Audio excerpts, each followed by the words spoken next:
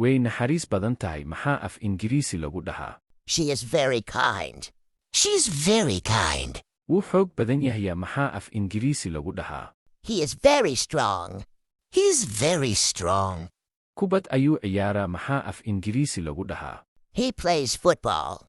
He plays football. Wuu dabaalan karaa maxaa af Ingiriisi lagu dhahaa? She can swim. She can swim. Ku baro luqadda Ingiriisiga si lacag la'aan ah oo hel koorso Ingiriisi laguna qaadanayo 4 buug oo isfasirayo nagala soo xiriir WhatsApp nambarka borofiilka saaran. Way xanuunsan yihiin maxaa af Ingiriisi lagu dhahaa? They are sick. They are sick. Dhowaan ayuu safri doonaa maxaa af Ingiriisi lagu dhahaa? I will travel soon. I will travel soon. Shimbir ayaan arkay maxaa af Ingiriisi lagu dhahaa? I saw a bird. I saw a bird.